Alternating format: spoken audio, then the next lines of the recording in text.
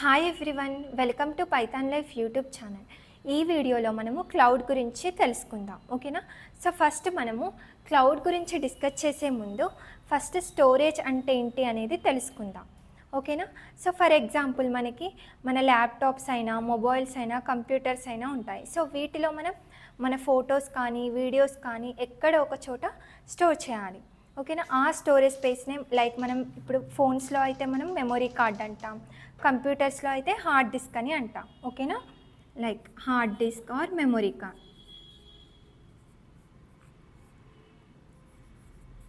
Memory card. So వీటికి కూడా like దీనికి కూడా మనకి ఒక పర్టికులర్ లిమిటేషన్ అయితే ఉంటుంది. ఇఫ్ ఆ లిమిట్ క్రాస్ అవుతే మనం డేటాని అయితే స్టోర్ చేయలేము. ఓకేనా? మన కంప్యూటర్స్లో కానీ మొబైల్స్లో కానీ. సో ఇలాంటి డిస్టర్బెన్సెస్ రాకుండా ఉండడానికే మనకి ఈ క్లౌడ్ అయితే వచ్చింది. ఓకేనా? ఈ క్లౌడ్ని ఇంట్రడ్యూస్ చేశారు.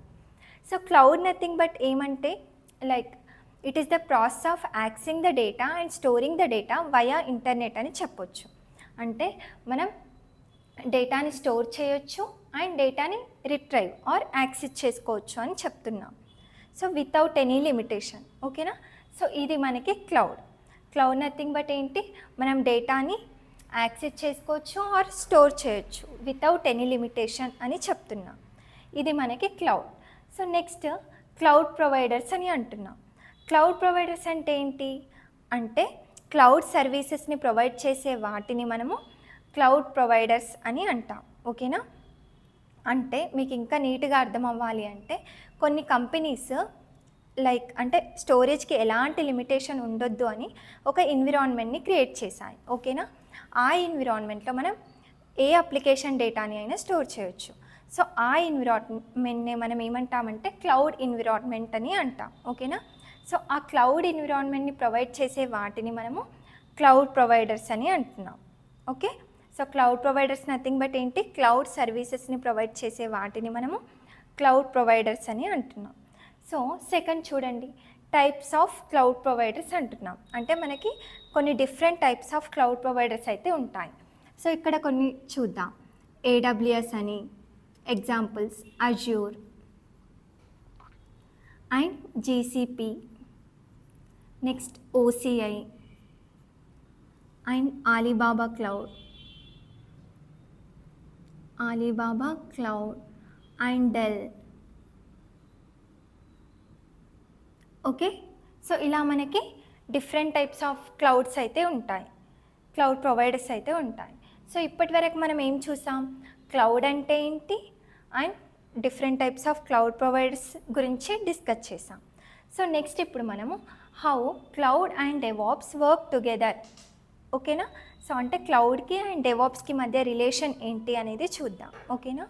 సో ఇప్పుడు ఒక అప్లికేషన్ని బిల్డ్ చేసి టెస్ట్ చేసి డిప్లాయ్ చేస్తున్నప్పుడు లైక్ ఆ అప్లికేషన్ కావాల్సిన రిసోర్సెస్ని మనము ఈ క్లౌడ్ ద్వారా ఈజీగా యాక్సెస్ చేసుకోవచ్చు. సో ఇది మనకి అడ్వాంటేజ్ అని చెప్పొచ్చు. ఓకేనా? సో ఇవి రెండు కూడా కలిసి వర్క్ చేయడం ద్వారా మనకి అడ్వాంటేజెస్ ఏంటి అంటే scalability and flexibility.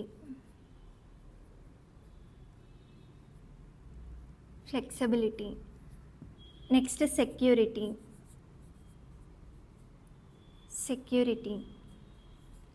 And monitoring.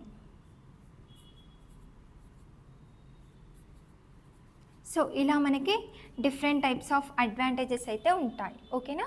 So DevOps అనేది క్లౌడ్తో వర్క్ చేయడం ద్వారా మనకి ఇలా అడ్వాంటేజెస్ అయితే ఉంటాయి. అంటే మనకి ఒక అప్లికేషన్ని బిల్డ్ చేసి టెస్ట్ చేసి డిప్లాయ్ చేస్తున్న ప్రాసెస్లో మనకి ఏ రిసోర్సెస్ కావాలో వాటిని మనం ఈ క్లౌడ్ ద్వారా ఈజీగా యాక్సెస్ చేసుకోవచ్చు.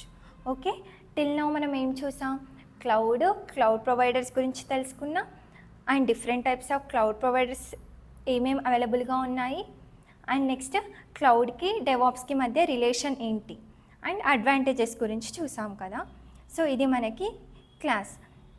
అండ్ మీకు ఇంకొక ఇన్ఫర్మేషన్ వచ్చేసి ఏంటి అంటే మన పైథాన్ లైఫ్లో DevOps with AWS recorded content అవైలబుల్గా ఉంది. నేను ఆల్రెడీ ప్రిపేర్ చేశాను కంటెంట్ అంతా.